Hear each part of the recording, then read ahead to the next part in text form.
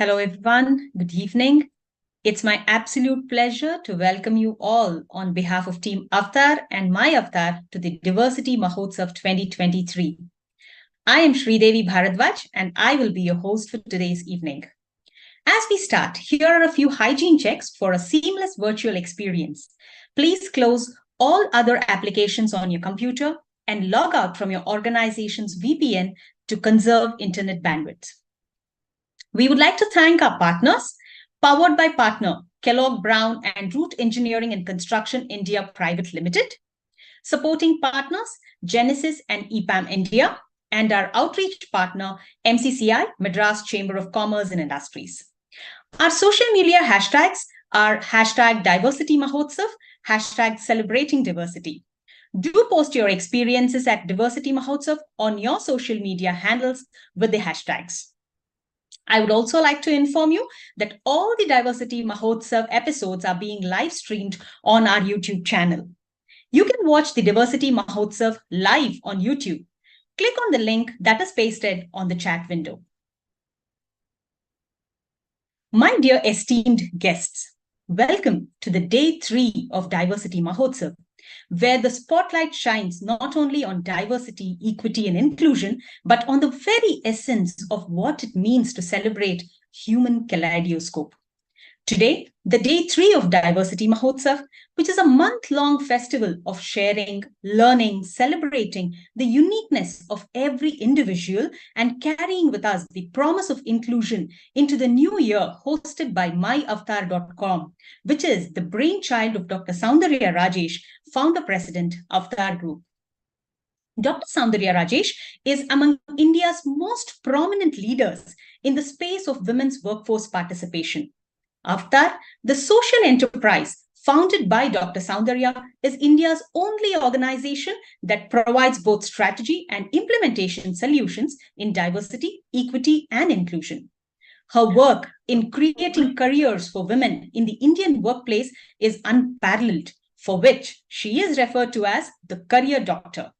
Not only is she among the earliest and most impactful voices to speak, write, and teach about gender inclusion, she has also helped hundreds of companies hire thousands of women professionals through Avatar's work.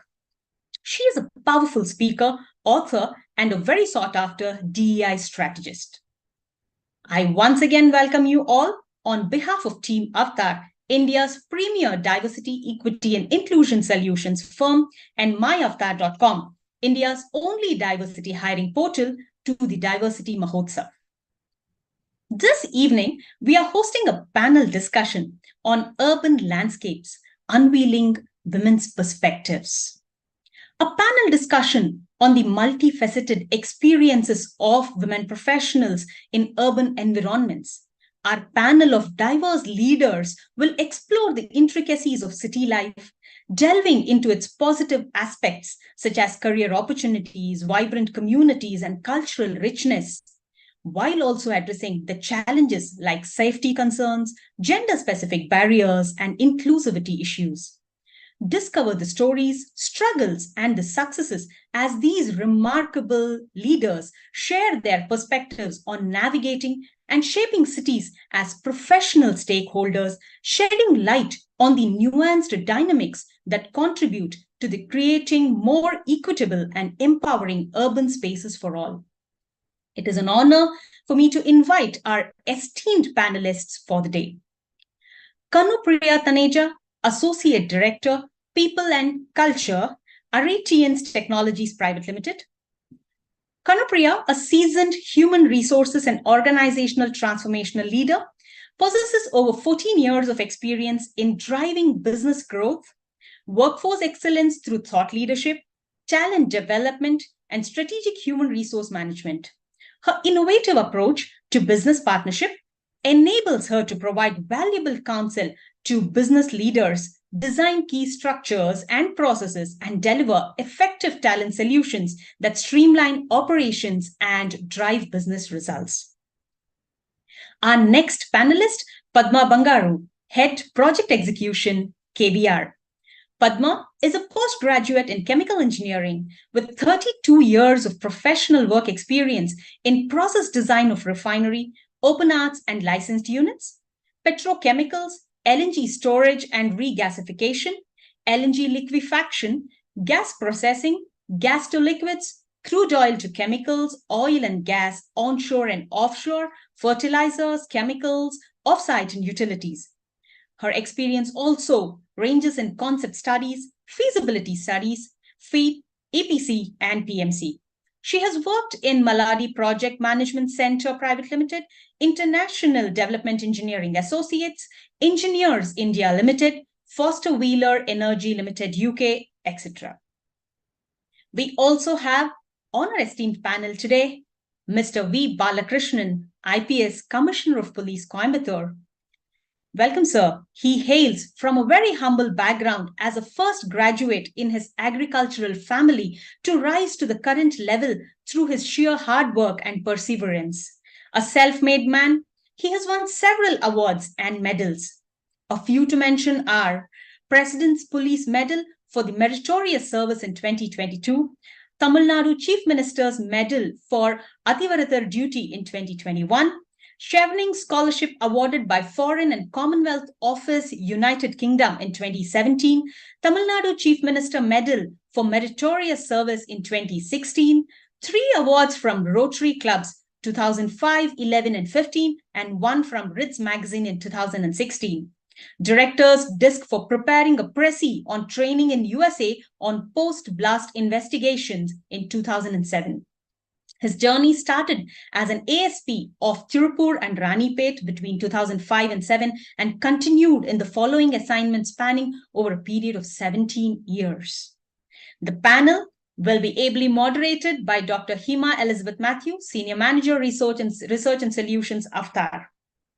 Over to you, Hima.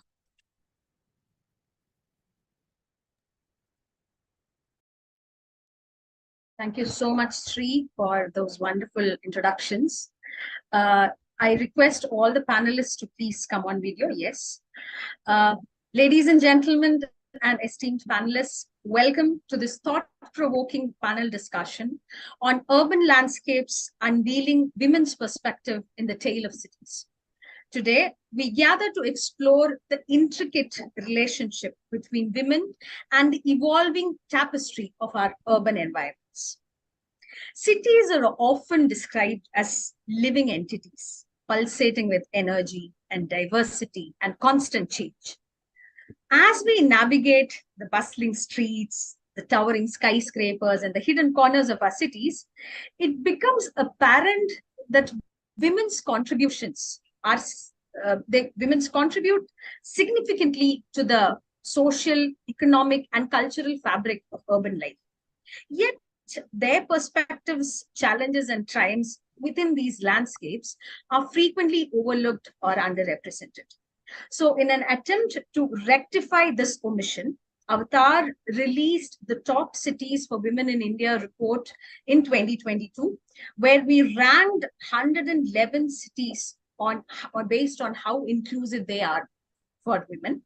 And we did it by delving into the multifaceted aspects of women's interactions with urban landscapes, which created ripples across the country. So in continuations to Avtar's attempt in making cities more inclusive for women, our distinguished panel of experts will embark on a journey to unveil the nuanced narratives that shape the female experience in Indian cities.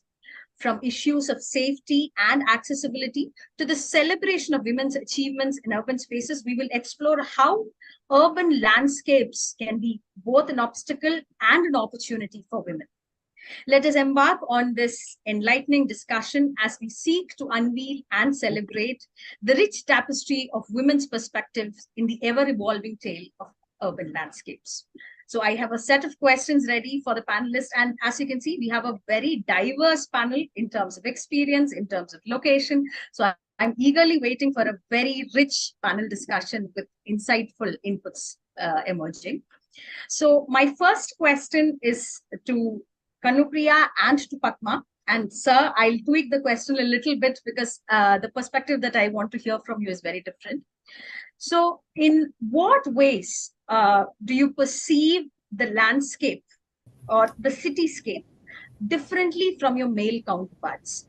And how does it influence your daily life? So I want to listen to both your individual perspectives as a woman, as a working woman, and as a leader in these top organizations. And sir, from you, I would want to hear both perspectives, the male and the female perspective, because I'm sure you, from your 17 years of rich experience, you would have had numerous interactions as to how men and women perceive a city. So over to you, Kanu and Padma, and sir, I would like to listen from you as well. Over to you, Kanu. Yeah, you yeah. Kanu, go ahead. Okay, thank you. Thank you so much, Padma ma'am. So as a woman navigating this city, I look at a place that can offer me safety, compliance, and a sense of belonging. I want to feel protected, empowered to be authentic self without any hesitation. I want to be myself. I don't want to be judged at any given point in time. You know, like back in old days in a small town, I do belong from a small city where, you know everybody, even your neighbors' family, extended family of neighbors. There is a close-knit community. And we have a confidence that they had our backs all the time, especially during emergencies, right?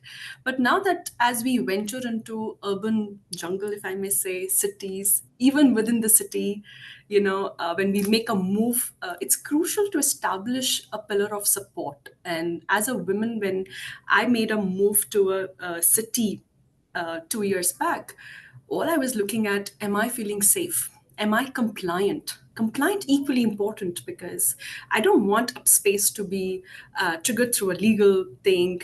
And in the society where I'm staying, it should take care of me in the calamities of flood, of earthquake. So am I compliant in terms of legal law? So that's important. Maybe my husband was not even thinking about. So even the availability and accessibilities of amenities designed for women needs, is it there in my vicinity?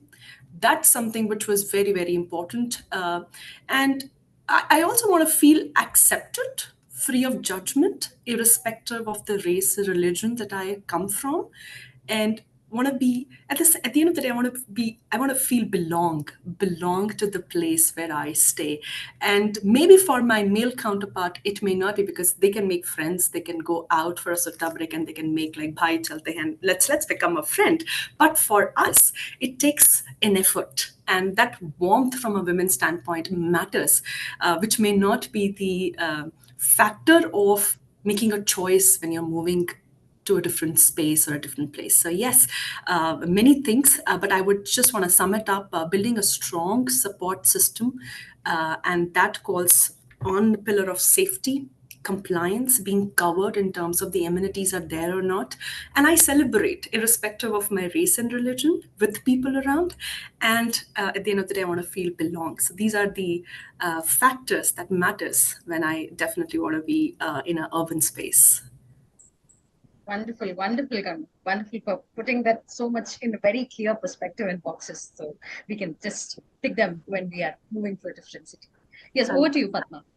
Thank you so much, and thanks for the opportunity from Avatar for this. It's a platform where I could share my personal experiences. It resonated in 2 points. One with Mr. S.V. Balakrishnan, coming from an agricultural background, and with Kanupriya from a small town. I'm a combination of both, coming from a very small town. 3 decades ago, taking chemical engineering was unheard of by women. I was one among 56 in the class, and no clue of where I would land up. And I was from a conservative family. You can imagine coming to Chennai from a small town is what, even 6 o'clock or 7 o'clock was quite late. Stayed in the hostel, and there was no mobile phones, no landlines. The technology wasn't there. And it was real challenge. And what I see Chennai today, after 3 decades of life in Chennai, and I've traveled overseas, lived overseas for work, and it's moved far from what it was in 1991 when I moved to Chennai. And I feel more safe, but still I find women are judged by where they go, with whom they go, how they dress. That is something there's a lot more miles to go on that front. And I feel more acceptance, but I'm not saying it's everyone. There is some who judge by your appearance, but when they move and they get to know and they say, oh, this is what I thought of you, but it's something else. So that's something. And then bringing up women, children, we are more with protectionism, we are going only everywhere cameras are there, we think it's safe. Actually, it's not so. We just need to be vigilant, because I've got late from work, standing in the bus stop where there's even, we used to take autos, public buses. And if it's even at 7 o'clock, you have to pretend. Sometimes there were instances when I've got into a bus which was not taking to the destination that I wanted to go. Just to be safe, I was alone in the bus stop. There are lot more experiences like that. And then you land up somewhere in a friend's place. Those days were not that you don't have to go and call up and tell and then land up. It's just you can land up and then you can tell this is the reason that you have landed up there. So I'm from that age, and I've seen Chennai, what it was there. And today I feel more safe. That's it. And I would reserve my other views for the next questions. Thank you so much. Thank you. Thank you, Padma, for sharing the journey so beautifully with us.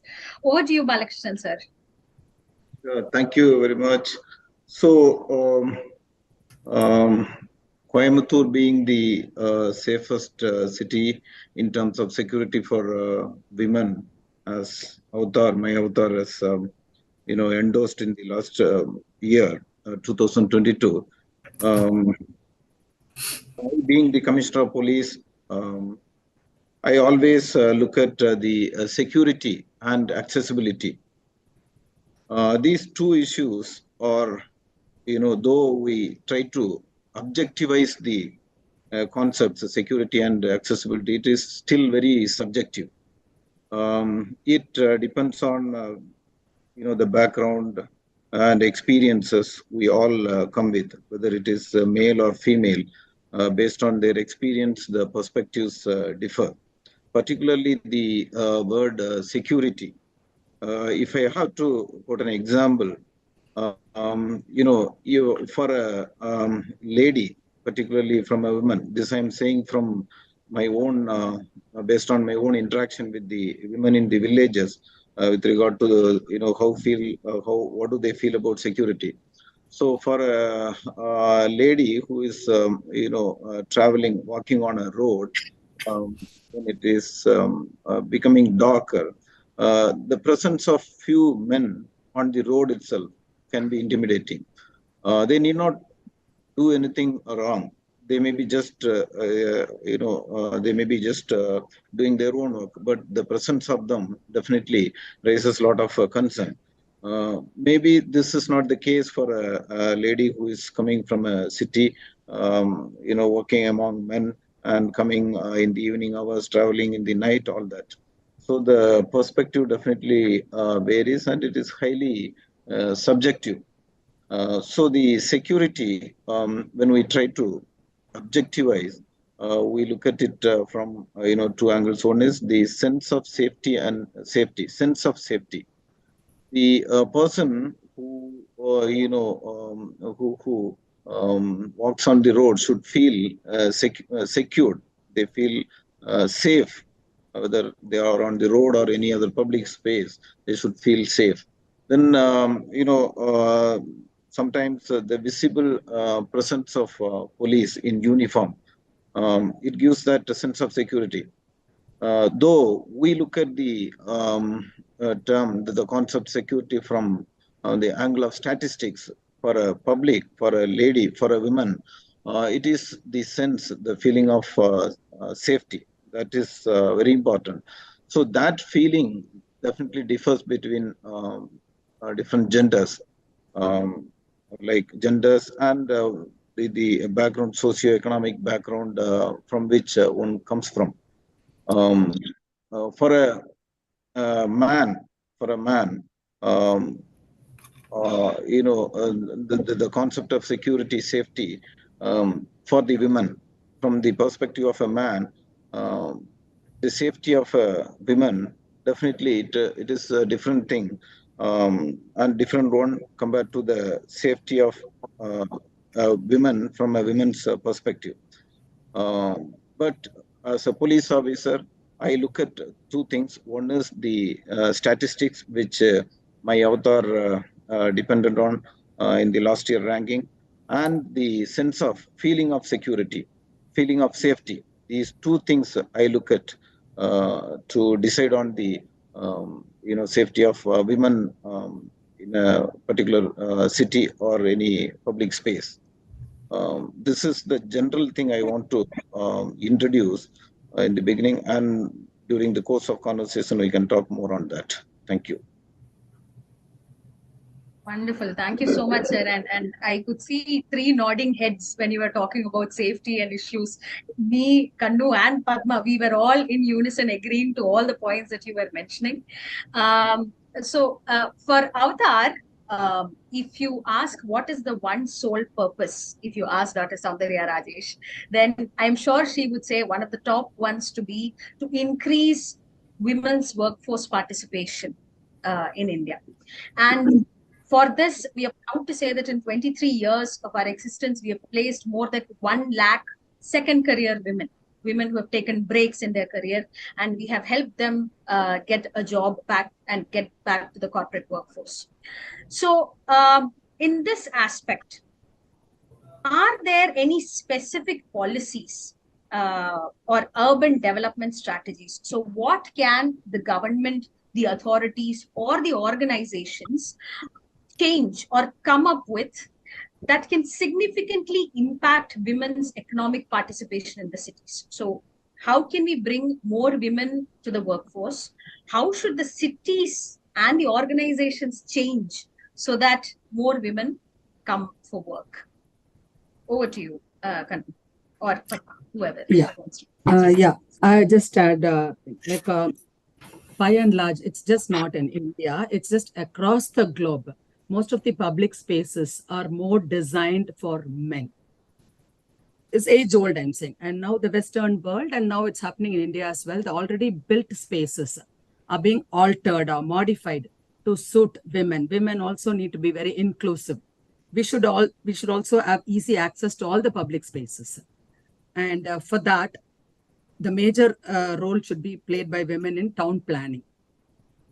Get women to do civil services, become engineers, architects, get into the government organizations where you be a part of the town planning, be it designing a park or a mall, or it could be laying a road or on the highways.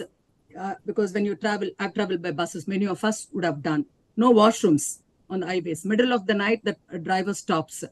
And then you find, where do you go? For women, it's difficult. For him, he doesn't think whether it's a woman or a man. He just stops the bus. So you have to involve, even when the highways are laid, you should know where the bus will stop, where the washrooms are laid. If there is a park, have a mix where you can have a mix of people coming to the park. It's not like you're scared, even senior citizens or the parents taking their young daughters out. And then the other thing is that making women more involved into workspaces, and then encourage people to conduct workshops, can conduct campaigns. And like, for example, even if you take a metro or a thing, you don't have, it is not designed. There are rooms you can feed, a mother can feed a child, but once you're on the train, there is no, it's like, even to feed a child, you have to look. So there should be something designed in our trains to have some space for them, considering women. So I feel if women are involved in the start of the project, not only women, include all stakeholders, get the opinion, I think you'll have a better design of these public workspaces. Thank you. Wonderful points, Padma, and I'm sure all these points can be incorporated into our top cities report this year as to call to action and what the governments and organizations get. Wonderful points. Thank you. Over to you, Kanu. Yeah, I think Padma have mostly covered it. I just want to say that the fact that one, having a woman on a table is one. The other is ensuring they're part of the decision making. It's something, I have seen with the diversity, and especially from corporate, you will see the numbers showing up, very fancy numbers coming in. But at the time of making decision, are they involved? And I think that's what Padma was trying to refer, make them part of it. And when you do that, the question would be, are we celebrating that so that more women come forward? Is if a woman, and I'll take in with Women's Pride, where Nirmala Sitaraman comes and shares the budget, we celebrate. A woman has made this budget and no questions, and just celebrate that. That will make more women come forward. Do we do this? And do we do this with immense pride and support each other as a woman? So that's very smallest of the example. And I will go back to my time. Back in 2016, I was visiting just a second. I was visiting my my in-laws' place, and the only option to go was railways, right? And when we reached at the station, we realized that there is actually the train is delayed by 2-3 hours, and I was carrying a 3 months old with me. Carrying a 3 months old who was feeling hungry, I was only amazed to see there is no a specific place for me to use a toilet or even have a place where I can breastfeed my child, right? Those are the places where, and railway station, imagine the number of people who would be using it, right? And crowded platform, only to make me feel very embarrassed and, in a situation, because the cultural norms are, it's not a healthy thing to breastfeed in public. So imagine that kind of a thing. So can I have a women participate in making a public policy? And I do know there are courses which are coming up, which are, Indian public policy forums, Yeah. where we make policies. But how many of the women participate and how many of them get into it? That's my first thing. Now, one is for the women. The other is something that I want all of us to ponder on. Today, with beat through pandemic, the mental wellness has come into play. It has hugely impacted kids and child development. And there are many autism cases, disability cases which have come in. Now, with that, what is it we are offering to a special child? Do we have a policy for them? It's so expensive. I, at some point in time, was feeling that my younger one had a delayed speech, and I was wondering what's happening. Now, with that, imagine one session takes not like 20,000 rupees. Per month incur is 50, 60,000. So, can I make a policy for that also? Can I make involved, because a woman can only think on those lines. I don't see, until unless somebody has experienced it, think on those lines, right? And why only for mothers or special child cases? Even I have noticed for LGBTQ, the is my environment, my city conducive, supportive, where I don't judge them, where I let them be, where they feel belonged. So all of that has to be catered in, and for that you need to have a diverse group on a round table to discuss good, bad, ugly. Let them throw the thoughts and then make a policy such that all parties are being involved. So yeah, that's something I am looking for, and I'll look ahead at Balakrishnan San to hear his thoughts there. Wonderful Yeah. sharing. Yeah, over to you, sir. Yeah, both Padma Madam and Kanu, you actually flagged a lot of issues starting from the planning process and the implementation of the strategies. All that is really important. When I listen to Kanu, what I can think is like it is not only the women and children, the mentally challenged, even the differently abled people are not considered for their from their accessibility point of view when the strategies are planned and the programs are conceived. It is a problem all over. Including women or whoever is the stakeholder we are talking about in the planning process and its implementation, and celebrating, as Kanu said, the participation and their success stories are very, very crucial and critical for the for improving the inclusivity. From police point of view, what we do, I can say what we do.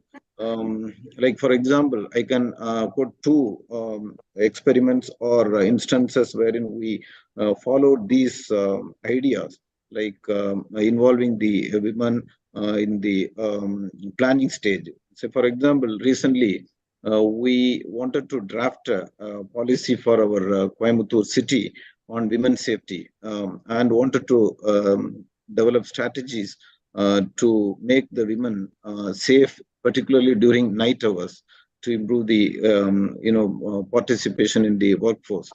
So we issued a kind of we issued a QR code for the women to give their feedback as to what kind of strategies, what kind of thoughts should be included in the entire thing. So we got tremendous, inputs from a lot of women from all walks of life, and in fact, the ideas thrown by them were ranging from improving the lighting in the public space, making the buses more safer, particularly during night hours by marching patrols, beat officers in the buses. All kinds of ideas came up, and we are in the process of implementing all that. And another thing, when we wanted to develop a strategy for ensuring the safety of college-going girls, because that is the basic education if you can ensure 100% participation in school education and college education for the women, that sets the platform, that sets the foundation for their further development. So we have launched two projects in Coimbatore city. One is, the Police Akka project, which has got two components. One is for the children, girl children, and the other is for the college-going girls. In the first leg of the program, we basically listed out the vulnerable children in all the police station limits in their Coimbatore city. Police station wise, we took the count of vulnerable children, particularly the girl children.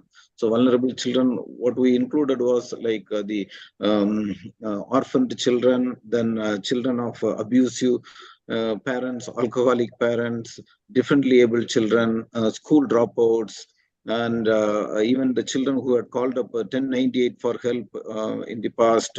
So we collected the data on all these children, and then we proactively contacted all these children. We went to the police officers, police akkas, went to their houses and found out what exactly is the problem with them, what kind of help they need, and then through a program called Operation Reboot, we brought back almost 450 children to the school, in which majority of them were girl children.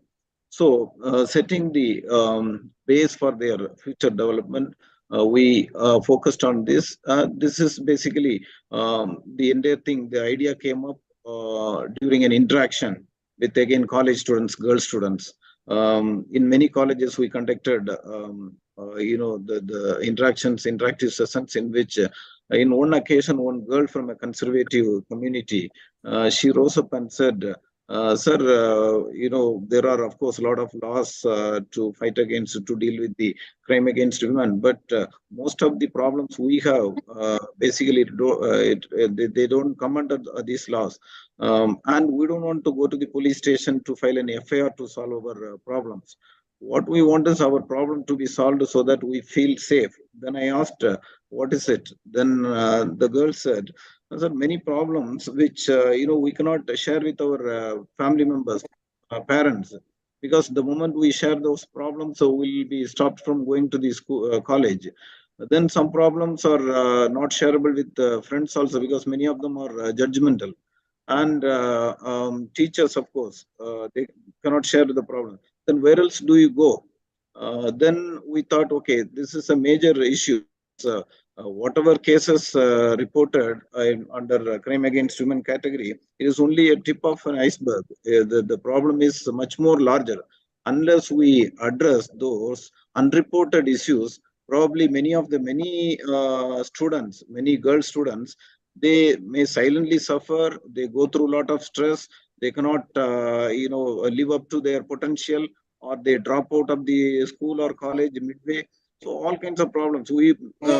Many of us may not even know what is happening. So we started this program, Police Saka, wherein one trained police lady officer has been nominated to each college, and they go to their college regularly, develop trust in them, the confidence in them, so that they can share their problems. And the police officer will not act as a typical police officer. Basically, she'll be interested in solving their problems rather than getting the case reported. So the police officer will offer a lot of suggestions, and thereby the problems will be solved. So far, in the last 12 months of our project, we have solved almost 425 problems. So all those problems otherwise would have gone unreported. 425 girl children, the students, college-going girls, may have suffered silently. So this is how we strategize when it comes to crime against women. We include the women in the entire planning process, and of course, in the implementation process, we involve the women. Fortunately, Tamil Nadu police is one of the states where the women police component is the highest. In fact, it's the highest in the whole of the country. So this is how it's done. So I fully agree with both Madam Padma Bangaru and Kanu. Thank you. Thank you, Balakrishnan sir. And it's wonderful to listen to the initiatives that Coimbatore is doing, and no wonder Coimbatore was number 8 in the top cities for women among 111 cities, right after Chennai in Tamil Nadu. We would have loved to listen to you more, Balakrishnan sir, but I was informed that you have a busy schedule, and so before we delve into the discussion further, I would like to inform our audience that Balakrishnan sir unfortunately has a prior commitment and would leave early. We appreciate his wholehearted participation thus far and would like to extend our gratitude for his valuable insights. Although you won't be able to stay for the entire duration, sir, we are fortunate to have had your expertise contribute to our conversation. As before you leave, do you have anything else to share with all of us who are listening as to how a city can be more inclusive for women? Yeah, thank you. So as I said in the beginning, improving that sense of safety, that is more important than the statistics, because when it comes to crime against women, that is the basic of, as Kanu opened her, speech with by saying that safety is an important issue. It is an important issue for everyone. That is the basic. The sociologist Abraham Maslow also flags that safety is as the basic issue of any human being. When it comes to safety, we focus on the sense of safety from the citizens' point of view, from the women's point of view. Unless they feel safe, whatever measures we take, it is not going to work. For the police officers or for the government, absence of crime is the peace. But for a citizen, the feeling of safety, that is the peace, that is the real safety or security. So we work on those lines only. So we take measures proactively so that by involving the women in the entire process, so that we understand their problems and find out solutions for those issues in a participative manner with the women. So that is what I wanted to say. And though I'll be leaving, I can listen to the conversation because I'll be traveling.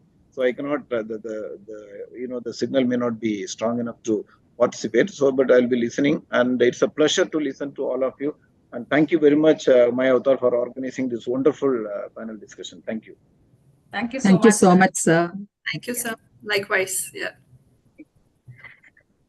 All right. So we have a non-diverse panel now. So let's listen to your thoughts on my next question. So this is more with respect to our cultural norms and societal expectations. We did touch upon that through our different answers. So how do you think the cultural norms and societal expectations influence women's interactions and experiences in urban settings? So the way we interact with, not just with men or with others, or with the entire society, different aspects of the society, is very different from the way men interact. And Kanu, you very nicely opened it saying it was easier for your husband to make friends in a new city, but it's not the same for us women. So how do they influence the cultural norms, the societal norms, expectations, influence the interactions in an urban setting? I'll let Padma ma'am take first, and probably then I'll. Okay, thank you. In my case, as I earlier mentioned also, I come from a very conservative background. Breaking barriers was difficult. Even moving to Chennai was very difficult. And it's a male-dominated industry. Sorry to say that. It has improved a bit, but not miles to go, the industry that I work for. And every thought, every question, it thinks, oh, should I ask this? Will they judge this? So many questions keep going in my mind, even before I ask for help. And then being brought up in a conservative background, what things that societal pressures, it gets into your DNA, it's internalized. And it's so much so that so it gets into subconscious mind. It has influenced in many of my decisions, but I've broken barriers in some cases, but studies, where you want to work, even friends, to choose friends, where to go. There are a lot of, some are small cases, some are large. Large, I would say, going abroad for higher studies, or even working. Having taken engineering, then there was a barrier. There's a lot of things like that. So it's better as parents, we shouldn't force our thoughts on our children, and as we should empower, especially girl child or thing, we should empower them and tell them, let them live their lives. And we also should navigate through all these societal pressures, so call it, and let's not take it internally and dwell deep into that. Let's make our choices in life. That's where I would say, and it all starts from home, and then the next stage is school. Both this will play, school and home should play a major part in breaking these societal pressures or enforcing the ecosystem. Like the entire, it has changed a lot. I should agree what it was 30 years back. There's a lot more to go, like to break that ecosystem and build a better ecosystem for women, children to prosper in their careers and on their personal lives. Thank you. Wonderful, wonderful, Padma. Over to you, Kanu. Yep, thank you. I think pretty much, ma'am, you have covered. It starts from home. It starts from the environment that you are bringing your child up in. But at the same time, even if you give them the environment, you give them the education that, and because we do ask them what you want to become, and we do clap for our kid when they say they want to be a pilot or they want to go abroad. But when the actual change is coming, as a parent, am I ready to see the change in them? I think that's where the real test come, and that's where the societal norms and the question that Dr. Hima, that you're asking, it starts from that very change. And I want to take an example of back in 2006 when I moved out of my small town for my higher education. The kind of environment that I had is like, yes, my parents were up there, you should go. But at that moment when I was deciding on the college, they were looking for a place where they have a known person around, very small. And I was getting a good college, but they said, no, you stay here because the family member is around and you can stay with them. And I was not even given a chance to, stay somewhere else, but with the family. But that doesn't mean they were not supportive. They have been supportive, and I thank them for the opportunity. It's just that it carries with us the experiences, the norms carries with us, and it influences you. It further influences my interaction today. What I am after a decade, I wasn't then when I left my city. Back in there, I was very submissive, very, I would say, of my own, was thinking what to speak, how to conduct myself. But I have learned, but it did created some kind of a barrier when I left that city because I was not being trained. So now what can I do? So like in corporates, we do orientation session, induction programs.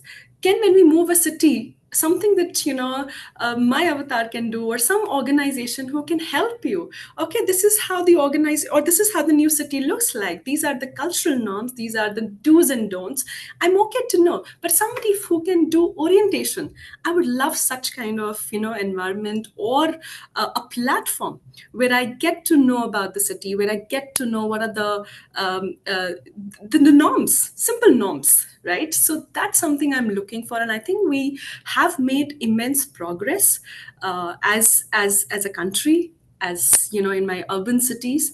But we still have these areas where I think somebody, we get to know, okay, Mr. X is moving from one city to another city, it's a small town for higher education, okay, here's the to-dos, or here's the lesson to be taken care of, or here's your mentor. Can we do something on those lines?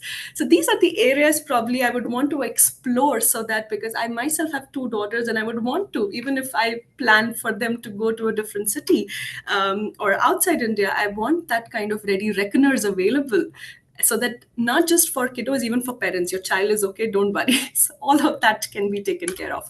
But back to your question, Dr. Hima, yes, it impacts as much as we are ready. It impacts the way our kids, conduct themselves, and it is the impression of how our parents' upbringing is. I am the impression of my parents' upbringing, and I give them all the credits for where I am today. So yeah, it is indeed. Wonderful, wonderful, Eric. Yes. But there's one thing that I wanted to add to what she said, like urban spaces unveiling for women. Mm-hmm. Women, children brought up, specific to girl children, being brought up in Chennai and getting accustomed to city life, and people who move from, or women who move from rural areas. The challenges are much more for them. Like everything is new. Imagine they were in a very protected environment. Even only the neighbors they will know, not asking for help from strangers. So that I find like organizations could help HR. That's something that it will help them. Not that we differentiate because they come from rural areas, but they are afraid to ask help. It's changed a lot, but I'm just thinking of my instance when I moved from a small town to a city. It was like going overseas. Coming to Chennai was like going overseas, asking for help or getting into a bus, getting the route. It's everything like with the hesitation. It was not impromptu, but now it has changed. But still, there are a lot more people who come from rural because of the communication. There's a lot of fear in them. So we need to work around that. Organizations like Avatar, even KBR advocates a lot for women empowerment and even getting women into our workforce from career breaks, from maternity leaves, for whatever reasons, like for a longer career break and all that. So in that way, we as a company, but lot more has to be done on this front, especially rural women coming into cities. Wonderful, wonderful. Thank you, Padma and Kandu. And 17-year-old Hima would have been very, very happy if there was a ready reckoner available, because I moved from a small village in Kerala to Bangalore to do my graduation. And on the third day from an STD booth, I didn't have mobile phones. Then I remember calling up my mom and crying and saying, I'm coming back. I don't want to stay.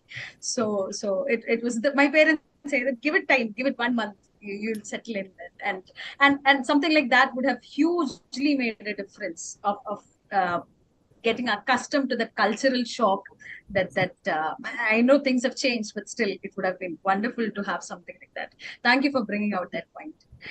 We have time for one more last question, and this is something that's more aspirational. So if given a chance, what changes? We have covered almost everything. So it's like if you become prime minister for a day, or like the movie Nayak, or if given a chance, what changes or projects would you advocate to create more women-friendly cities? So what would be that 1 or 2 changes that you will bring to the city to make it more women-friendly? One would be difficult. There are many. Yes. I can see everybody is thinking. Advocate for women getting into the policy making or the decision making panel. Wonderful, wonderful, wonderful. Kannu, what are your thoughts? Yeah, I think not having session like this, we are so in it. We don't need session like this. Probably that's the future city where we, it's important that we are having, but imagine the fact that, why we are having it, so as to create awareness.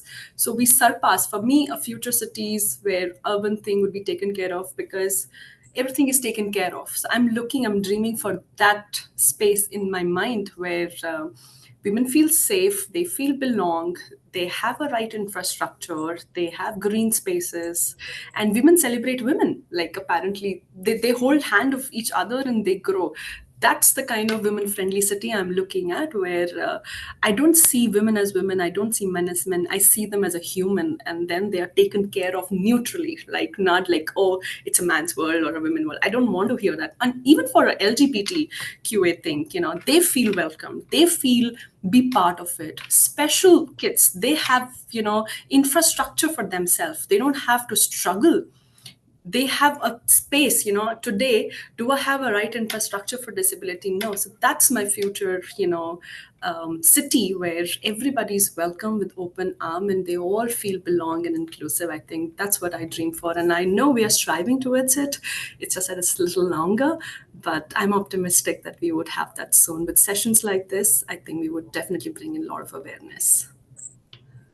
Wonderful. In one sentence, it should be a fair shared city rather than saying it's you put it so well, ma'am. For men and women. Just say it's And we have one audience question, Kandu and Padma. So both of you have a modest small town background, moving to bigger cities for careers. Now with tier 2 and tier 3 cities gearing up to be inclusive cities, would you, given a chance, go back to the cities where you were born and brought up and yet have a career continue? Interesting. It is indeed. It is indeed. I would want to create one, honestly. If I go back to my small town, I belong to Karnal. It's, it has colleges, but it may not have a big stream corporate, but I'm definitely looking for that. Can I create my own? Yes. But do I have it today? No. So having said that, there is a gap which we need to fill in. So, but going back at the moment, I don't think so. I have that infrastructure to support, but I would love to go back to those cities where I was born and brought up and start my career and be an advocate, and of course be there to support many more women in that area.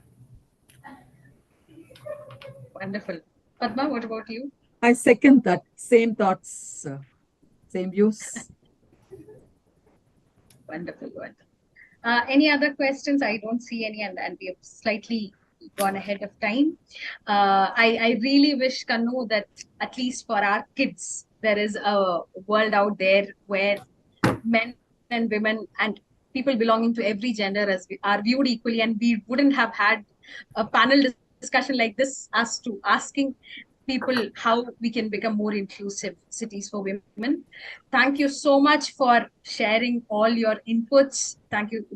These are, and being a researcher and a data loving person that I am going to take almost all of these points and incorporate them into this year's top cities report. And Balakrishnan sir, if you're listening, thank you so much for your insights as well. There were many goosebump moments for us, and they were evident on our faces. Thank you so much, everybody, for joining. Oh, yes. Thank you, sir. Thank you for listening in, and Thank you. Thank Thank you, sir. Thank you. Thank you to the team, and special thanks to Avatar. Thank you. Thanks, Kanu. Thanks, Padma. Thank Over to you, you. Sri.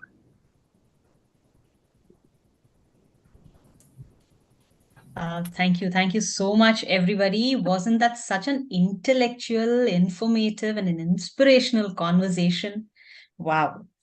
Thank you so much for the amazing set of points that you brought together on this panel. Hats off to all the three panelists and amazing moderation, Dr. Hema. Thank you very much, and of course to all of you wonderful audience here. We again take this opportunity to thank our partners, powered by partner Kellogg Brown and Root Engineering and Construction India Private Limited, and supporting partners Genesis and EPAM India, and our outreach partner MCCI, Madras Chamber of Commerce and Industries. Our social media hashtags are hashtag Diversity Mahotsav and hashtag Celebrating Diversity. Do post your experience at Diversity Mahotsav on your social media handles with these hashtags. On behalf of Team Avatar, I thank each one of you and welcome you to the next 12 more days of Diversity Mahotsav. Please remember, Diversity Mahotsav is being celebrated between December 1st and 23rd only on weekdays between 4 and 5 p.m. As we draw close to the day, I'm going to request you to take a couple of minutes and provide your feedback on today's sessions. On a scale of 1 to 5, how would you rate today's session? Minimum being 1 and maximum being 5. How would you rate our speaker sessions?